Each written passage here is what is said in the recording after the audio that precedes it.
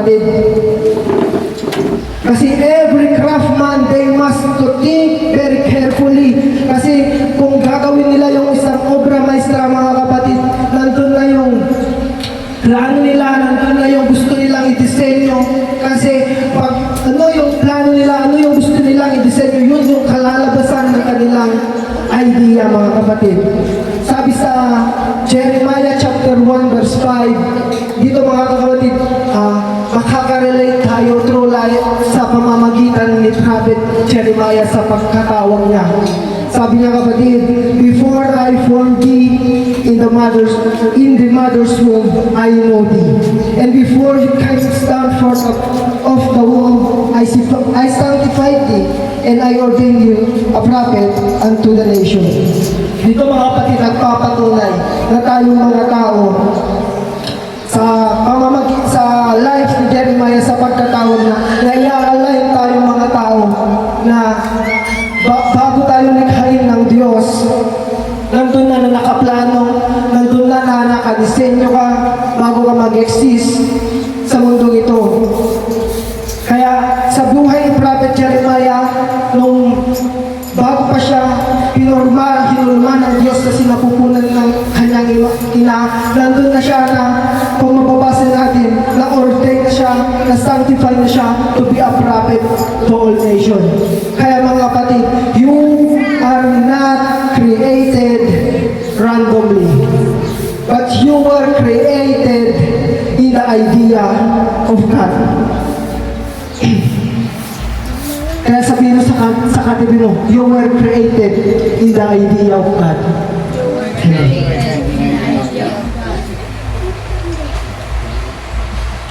Kaya napapansin natin sa first verse doon, mga kapatid, na before I formed thee in thy belly, I knew you. So, ibig sabihin, kilala ka na ng Diyos, alam na ng Diyos, meron lang nakaset na plano, nakaset na disenyo ang Diyos sa buhay ng bawat isa sa atin. Nandun na dinagdag yung mga special, yung mga attributes, special features, kumbaga sa cellphone, di ba? May mga special features sa nakaprogram na, praise God. Yung nakaprogram ka na bago ka pa mag-exist sa mundong ito. Pero paano kaya natin malalaman yung identity at marireveal sa atin yung tinatawag natin na qualities natin? To be aware, mga kapatid, sa qualities na meron tayo na nilagay or dinisenyo ng Diyos sa atin, kailangan muna natin alamin yung origin natin. Sabi ko nga kanina, basically, pag kikilalanin mo ang isang tao, malalaman mo sa kanilang mga pinanggalingan, pinagmulan. Ganon din sa atin bilang isang Kristiyano, para ma-reveal yung disenyo ng Diyos sa buhay natin, kailangan natin malaman yung pinagmulan natin, ang origin natin. Paano mga kapatid? No?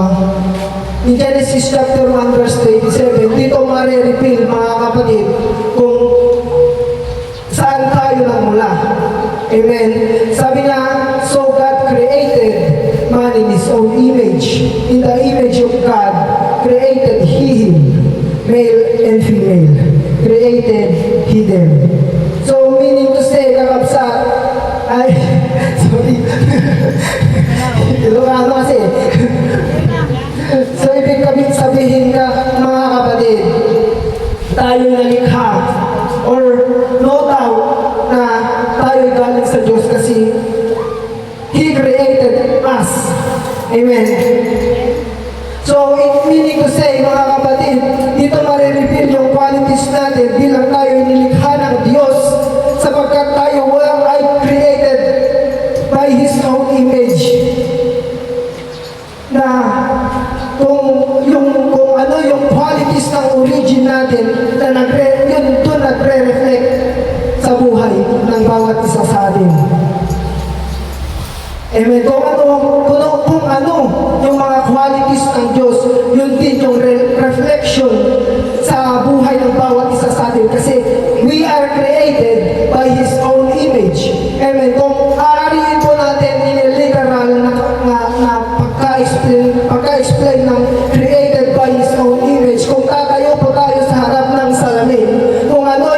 reflection o ano yung imahe na lumalabas, yun po yung ibig sabihin ng pagkalikha natin. Gawa tayo sa wangis ng Diyos. Kung aarihin mo yung Diyos na nakaharap sa salamin, yun yung qualities. Kung titignan mong maigi, makikita mo yung qualities ng Diyos through His own image. Amen. Ganon din tayo mga kapatid, na bilang tayo nilikha ng Diyos sa pamamagitan ng kanyang imahe, nagre-reflect ang mga qualities ng Diyos sa buhay ng bawat isa sa atin. Ano ba yung mga qualities ng Diyos na nagre-reflect sa buhay natin, na kailangan mag-reflect sa buhay natin? Number 1 is holiness. Because God is holy. In Psalms chapter 9 verse 9, sabi dito mga kapatid, exalt the Lord our God and worship at His holy hill. For the Lord our God is holy. Ano ba ang ibig sabihin ng holy mga kapatid? Amen. Kung sa literal na titignan natin, yung holiness is walang bahid, kahit anumang mancha o anumang kapintasan na makikita mo. Kung i-expression po natin sa mas mababaw na kapangahulugan, kunyari itong puting telang ito, wala kang makikita mga bahid ng mancha, mga maaaring kapintasan na makita mo. But is it, pag yung holiness ng Diyos makikita mo na puting-puti, mga kapatid, yun yung gustong mangyari ng Diyos. Yun yung gustong mag-reflect, i-reflect ng Diyos sa buhay natin, na kailangan natin maging holy. Kasi we are created in God's image.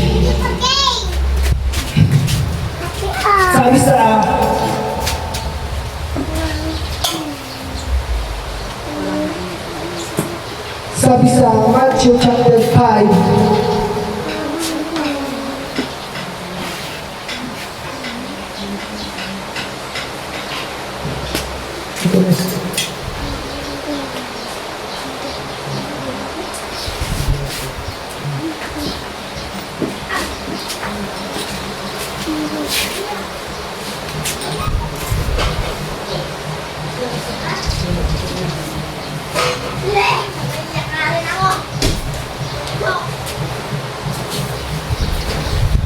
sabi niya mga kapatid sa Matthew 5 verse 8, mapalad ang mga may malinis na puso sapagkat makikita nila ang Diyos. Amen. So, sa mundong ito mga kapatid, marahil mahirap yung maging holy. Kasi maaaring a second, in a minute, in a second, maaari tayong may makita yung mga tao sa atin na kamalian, may mga makita yung tao sa atin na, kumbaga sa Ilocano is pakababalawan. No? Kung naiintindihan yung pakababalawan. No? Ganun yung hirap na mine-maintain natin yung pagiging holy. Kasi nandito tayo, nandun na yung flesh. Di-desire natin minsan, hindi natin napipigilan na nandun na mas na dinedesire natin yung mga bagay na nagbibigay sa atin ng unholiness. So, sabi kanina mga kapatid, ang Diyos ay holy. So, sabi sa 1 Peter, because it is written, be holy, for I am holy. So, ito yung kailangan natin i-train, ito yung kailangan natin i-maintain bilang tayo nilikha ng Diyos by His own image, that we must be holy. Kasi mga kapatid, tayong mga tinawag ng Diyos, tayo yung isang reflection or ambassador of God dito sa lupa, na kung nahahalubilo tayo sa maraming tao, nawa nandun sana yung makikita nila tayo, ay, si brother, ganito yung ugali niya. Parang wala silang makikitang kapintasan. Ganun sana yung mangyari, yung reflection sa buhay natin. Kasi yung Diyos na tumawag sa atin is holy. Ano ba yung mga dapat natin pang gawin para maabot natin yung holiness? Amen. First, mga kapatid, confess daily mistakes. In 1 John chapter 1 verse 9, if we confess our sins, He is faithful and just to give for our and just to forgive us our sins and to cleanse us from all righteousness. Paano ba tayo mag-confess ng sins, mga kapatid? Ano yung mga ginagawa natin? Amen. Meron tayong mga kaparanganan para makapag-confess tayo ng sins. Number 1, prayer. Kailangan natin manalangin or yung tinatawag na Christian 911, emergency hotline number. Meron din sa Kristiyano, no? Kasi wala tayong connection kung hindi naman tayo mananalangin. Paano tayo mag-confess sa Diyos? Paano tayo i-cleanse? Paano tayo gagawin righteous sa mga unrighteousness na ginawa natin kung hindi tayo mananalangin? Amen. Sino yung mga nananalangin sa atin? Amen. Hallelujah. Pero ilan lang yung narinig ko Pero mga kapatid, ang confession, hindi dapat na, nanalangin ka na nag-confess ka lang without a sincere heart. Mapapatawad kaya o makikita ng Diyos na hindi ka naman sincere sa mga confession na sinasabi na nag-confess sa Kanya sa mga mistakes na ginagawa mo. Confession mga kapatid, kailangan na kung nag-confess ka or nag-repent ka sa Diyos, kailangan na yung sa mga mistakes na yun, dapat 180 degrees na mag-turn ka. Huwag mo nang babalikan. Huwag mo nang gagawin. Amen. Dapat may pagbabago na. Kasi tinago ka na ng Diyos. Kung pinatawad ka na ng Diyos, yung unrighteousness na nagawa mo, ginawa ka ng righteous. If God sees you have a sincere heart in confession of your mistakes. Number 2, mga kapatid, change thoughts.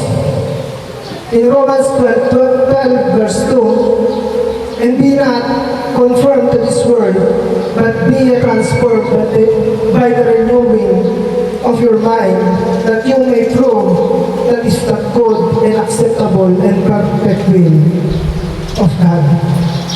Kailangan ng pagbabago. Kung ano yung mga nakasanayan mong gawin, kung ano yung mga hindi nakalulubot sa Diyos na nakasanayan mo, kailangan mong baguhin. There is a change na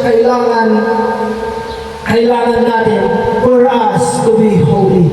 Kasi sabi ng mga kapatid, the old has gone and the new has come.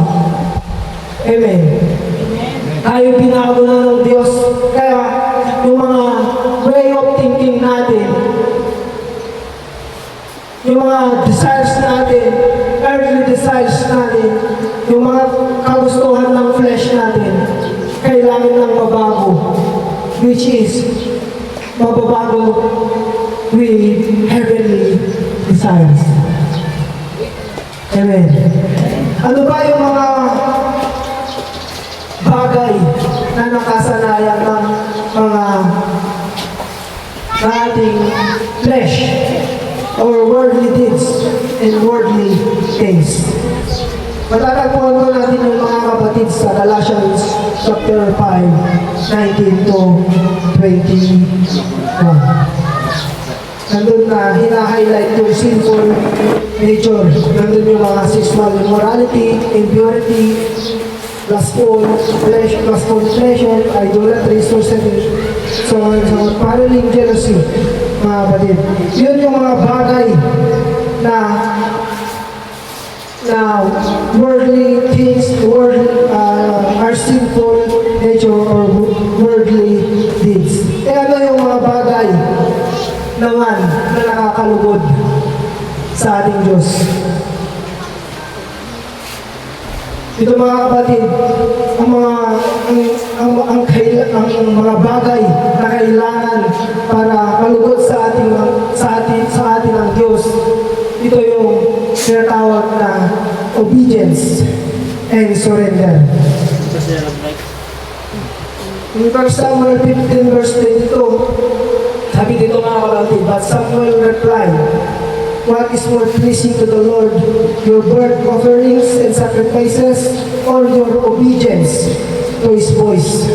Listen, obedience is better than sacrifice, and submission is better than offering the fat of rams. Bumalik tayo sa Old Testament mga kapatid, yung mga burnt offerings, burnt sacrifices, doon na nagagamit yun mga kapatid para sa kapatawaran, paglilinis sa atin, sa mga kasalanan. Pero sabi dito mga kapatid, mas mahalaga yung obedience kaysa sa sacrifice, sa mga burnt offerings. Pero paano tayo magsasubmit at mag-obey sa Lord? Amen. Saan po natin makikita yung mga promise, yung mga warnings, yung mga laws? Amen. Kailangan din natin basahin mga kapatid ang salita ng Diyos. Kasi kung wala yung salita ng Diyos, wala tayong maaaring na hindi tayo makakapag-obey kay Lord kung wala sa atin yung salita ng Diyos.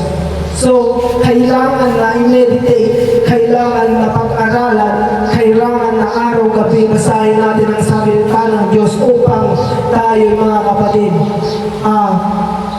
malakaran natin yung mga laws, malakaran natin yung kagustuhan at malugod sa atin ang Diyos. Amen. At sa pangatlo mga kapatid, rely with the Spirit. Sabi sa Galatians 5:16, this I say then, walk in the Spirit, and you shall not fulfill the lust of the flesh. Kasi mga kapatid, the flesh and the Spirit, palagi ang nagko-contradict. Ayaw nila sa isa't isa. Kasi yung isa, kagustuhan niya, worldly deeds. Yung isa naman, gusto niya, malit ka for righteousness, malit ka for holiness, malit ka for salvation. Yun yung isa. Yun yung pinaka-importante na gusto ng Espiritu Santo na malit tayo sa itinangako ni Yesu Cristo na which is the eternal life. Kaya paano may pagkakaroon, may improve yung mga spiritual desires natin mga kapatid? Kailangan natin ng acceptance muna sa Diyos. Tanggapin mo muna ang Diyos at ang banal na Espiritu ay manahan sa iyo, at yung fleshly desires mo ay hindi na yun yung priority mo, kundi yung priority mo na to serve the Lord, to reveal His qualities sa buhay ng bawat isa sa atin. Kasi makikita mga kapatid kung nananahan yung Espiritu sa buhay ng bawat isa sa atin. Sa Galatians din natatagpuan yung bunga ng banal na Espiritu. Galatians chapter 5 verse 22. Nandun yung pag-ibig, nandun yung kababaang loob,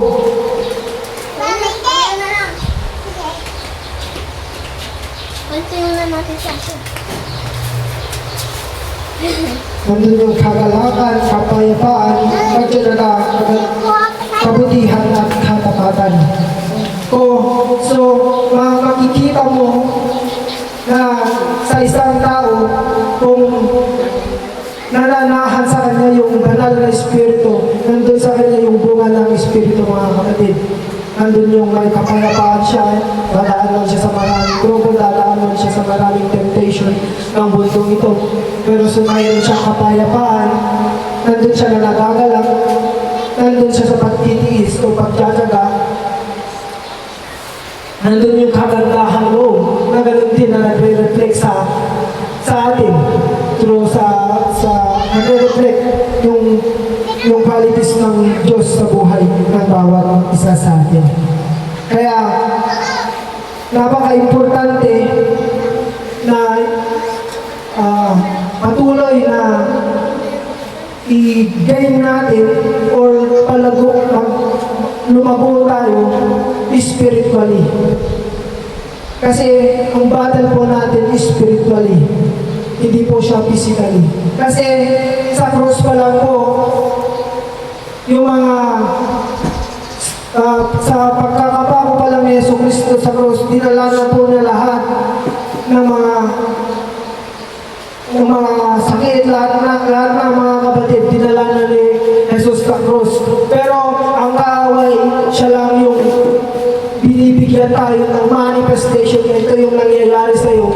Pero yun, napagtagumpayan na ni Jesus. Basta manatili ka sa pananampalataya mo, mga kapatid.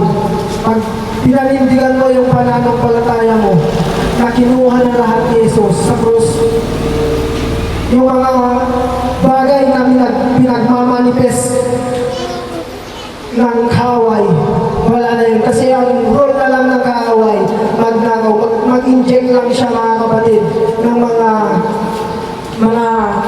maaari natin pakahulugan or mapufall tayo sa sin. At sa susunod, mga kapatid, na nagpapakita ng reflection ng qualities ng Diyos na magre-reflect sa buhay natin is yung love. Ng Diyos ay mapagmahal. Sabi sa 1 John 4 verse 7, Dear friend, let us continue to love one another, for love comes from God. Anyone who loves is a child of God and knows God. So ang nagmamahal daw, mga kapatid, ay kilala ang Diyos. Sino ang mga nagmamahal sa atin? Amen. Dito, mga kapatid, tinawag pa yung mga nagmamahal ay anak ng Diyos. So, sabi ko kanina, we are created by God. We are a masterpiece of God. So, we are originally. So, ang origin po natin talaga is kay Lord, kay God. Amen. Sabi nga, paano tayo magbahalan or paano natin ipapakita yung pagmamahal na gaya sa Diyos. Ang Diyos, mga kapatid, pinakita po sa atin yung unconditional love.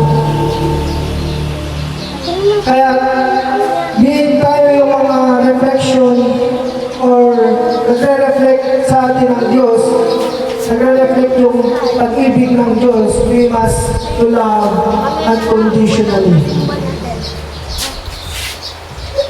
Paano natin ipapakita yung pagmamahal natin sa kapwa natin para makita o ma-reveal yung love na tinanggap natin or yung love na nagre-reflect sa buhay natin.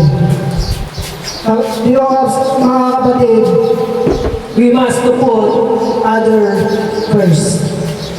Sa 1 Corinthians chapter 10 verse 24, huwag hanapin ng sino man ang kanyang sariling kapakanan, kundi ang kapakanan ng iba.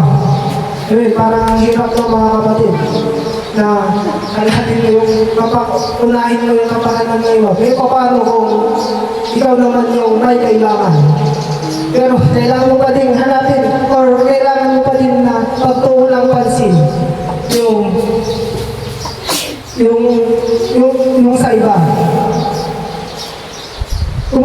Kung magbibigay ako ng isang simple example. Kunyari, may nakasulubong kaya may pupuntahan kang event na ikaw yung magagamit. Tapos may lumapit sa'yo, kailangan niya ng comfort, kailangan niya, nagra-rush ka na.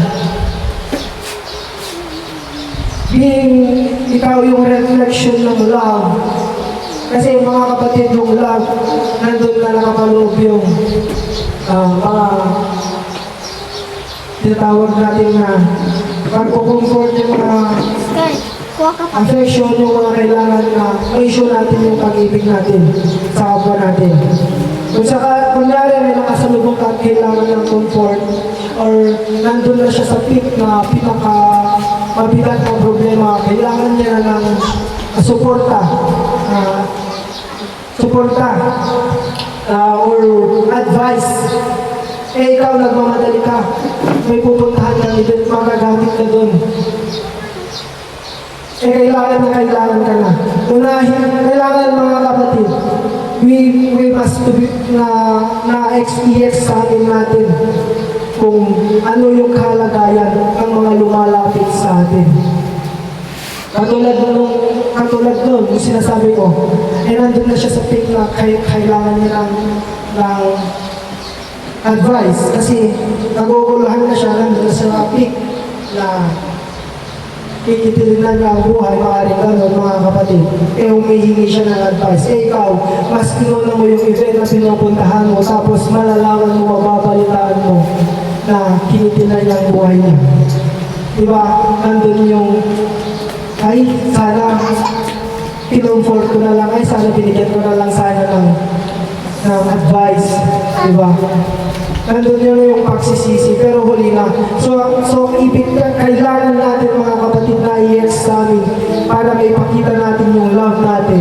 We must to prioritize. Kung may mga lumalapit sa atin na naghihingi ng advice, we must to prioritize kasi hindi natin alam yung mga kabigatan kung kailangan na nila ng advices.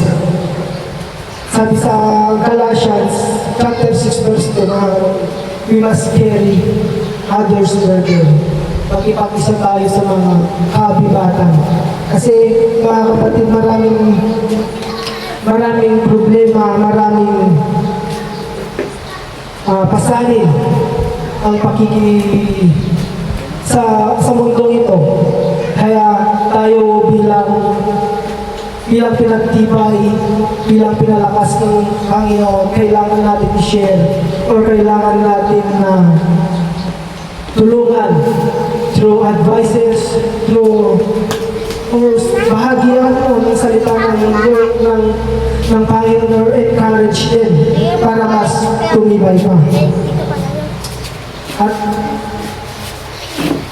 At sa pangalawang mga kapatid is forgiving ay pangatlo mga kapatid is forgive repeatedly. In Matthew chapter 18 verse 21 to 22, sabi dito mga kapatid, then Peter came to him and asked, Lord, how often should I forgive someone who sins against me? 7 times? No, not 7 times, Jesus replied, but 70 times 7. Ibig sabihin dito mga kapatid, 70 times 7, 70 times 70, ay 7. Ilan yun? 420? Ang pinapahiwatig dito ng Panginoon mga kapatid, kailangan ay walang number. Yung 420 mga kapatid, hindi yun yung limit. 490, hindi yun yung limit. kailangan natin magpatawad.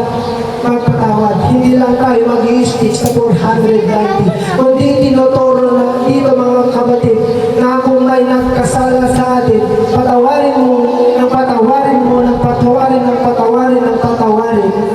Hanggang sa ma-exercise mo yung pagpatawad sa buhay mo. Magiging ugali mo na yung pagpapatawad. Hindi yung may limit ng pagpapatawad. Ay, naman nabibilangin mo. Pinatawad na kita 490 times. No. Hindi po ganun mga kapatid. Kundi tinuturo po sa atin dito ni Jesus na kung may mga nagkasala sa atin, patawarin natin ng patawarin, ng patawarin, ng patawarin hanggang masanay tayo sa pagpapatawad. O mga kapatid, mahirap magpatawad lalo na kung may mga malalim na sugat na ginawa sa atin yung mga tao na nakapaligid na sa atin. Minsan talaga na nandun na umaabot tayo sa na nagagalit na tayo na ang hirap-hirap natin patawarin yung mga tao na nakagawa sa atin ng kasalanan dahil sa lalim at sakit o buot na nagawa nila sa atin. But tinuturo ng Panginoon na kailangan natin exercise natin yung pagpapatawad na hanggang sa maging kaugalian na natin. And sa tatlo natin mga kapatid ay pang-apat is love the unlovely. Sabi dito sa Lucas chapter 6 verse 35, subalit ibigin niyo ang inyong mga kaaway at gumawa kayo ng mabuti. Magpahiraman kayo na hindi umaasa ng kapalit. Malaki ang magiging gantimpala niyo at kayo'y magiging mga anak ng kataas-taasan sapagkat siya'y mabait sa mga di mapagpasalamat at masasama. Ibigin niyo ang mga hindi kaibig-ibig. Okay. Yun, ito yung mga nag-uupos natin. Mga kapatid, dito yung mga tao na minsan pinapersecute tayo. Di ba? Parang ang hirap silang mahalin. O ang hirap ipakita sa kanila yung pagmamahal kung may puot or galit na naggagat sa bawat isa. Pero sabi dito, mahalin mo yung mga unlovely. Kasi pinakita ni Jesus Christ, kahit maraming na-persecute sa kanya, kahit na maraming naragalit sa kanya, pero pinakita niya pa rin yung pagmamahal. Amen. Katulad natin, hindi tayo karapat-dapat sa pagmamahal, pero dahil sa unconditional love ni Jesus, nandun na pinagkalooban tayo ng karapatan at tayo'y kanyang inibig at binigyan pa ng buhay na walang hanggan.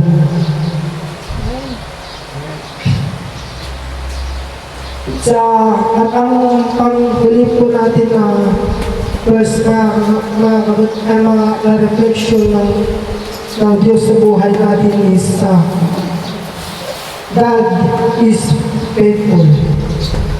Ang Diyos ay tapat. Na-experience yung mga katapatan ng Diyos sa buhay yung mga kapatid. Amen. Amen. Sa araw-araw, di ba? Tapat ang Diyos. Sa bawat paggising mo sa umaga, ulitan ka ng buhay. Ulit. Nandun na nakikita na experience natin sa pang-araw-araw yung katapatan ng Diyos sa buhay natin. 1 Corinthians chapter 1 verse 9, ang Diyos ay tapat nasa iyo, nasa pamamagitan niya ay tinawag kayo tungo sa pakikisama ng kanyang anak na si Yesu Cristo na ating Panginoon. So mga kapatid, bilang tayo ang refleksyon ng qualities ng Diyos at ang Diyos ay tapat sa atin, kailangan din natin maging tapat. Kung papakita natin kung paano natin pinapakita yung katapatan katapatan sa atin, katapatan sa Diyos, kung paano mo pinaninindigan yung pagkatawag mo bilang isang anak ng Diyos, kung paano mo pinapakita or pinagpapatuloy yung pagkatawag mo sa Diyos sa pamamagitan din na mga pinagkatiwala ng Diyos, maraming pinagkatiwala sa atin ng Diyos, mga buhay. Mga nandyan sa paligid natin, mga kapatid, isa sila sa mga kailangan natin na isolve. Napapakita natin yung katapatan natin sa Diyos kung makakapag-solve tayo. Amen. Makakahayo tayo.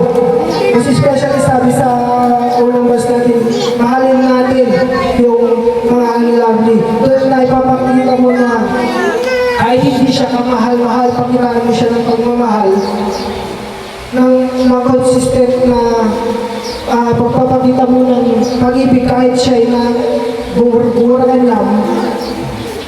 Pero kapag ka pa rin na pinagpapatuloy yung pinapakitaan ng pagmamahal sa kanya, maaaring mga kapatid, sa susunod na linggo kung may mga haway malinaw, maaaring sa susunod na linggo katabi mo na siya. Amen. So mga kapatid, yun yung kailangan na maging aware tayo sa pagkakakilanlan natin, most especially sa pinagmulan natin, upang sa ganun mga kapatid, yung reflection ng Diyos or yung qualities ng Diyos mag-reflect sa buhay natin. Pero mga kapatid, meron kailangan natin gawin para magpatuloy, para yung reflection na yun is may sa pamuhay natin. Kasi mga kapatid, mahirap yung lumakad sa ganung qualities. Pero sa pagtatapos mga kapatid, mababasa natin sa John chapter 15 verse 5. Sabi doon, I am the branches, I am the vine and you are the branches. Kaya ibig sabihin mga kapatid, kung wala tayong connection or relationship, or hindi tayo naka-rely sa Diyos, yung mga bagay na yun, yung mga qualities na nasabi ko kanina, qualities ng Diyos, hindi po magre-reflect sa buhay natin. Kung sa iba tayo nakakonekta mga kapatid, malabo, hindi magre-reflect yung qualities ng Diyos sa buhay natin. Kasi mga kapatid, bakit kailangan natin mag-connect? Bakit kailangan natin mag-rely or yung meron tayong relationship sa Diyos? Kasi sabi ko nga, we are His ambassador dito sa mundo. Nire-reflect natin, pinipresenta natin yung Diyos dito sa mundo. Sabi sa salita niya mga kapatid, you are the light of this world. Ibig sabihin, kailangan mga kapatid na may pakita natin sa buhay natin yung liwanag ng Diyos na nagre-reflect sa atin through our actions, through sa pakikipag-usap natin, paano tayo makipag-halubilo, nandun na sana na nakikita yung reflection ng Diyos sa buhay natin. Yan lamang mga kapatid. Babalik ko na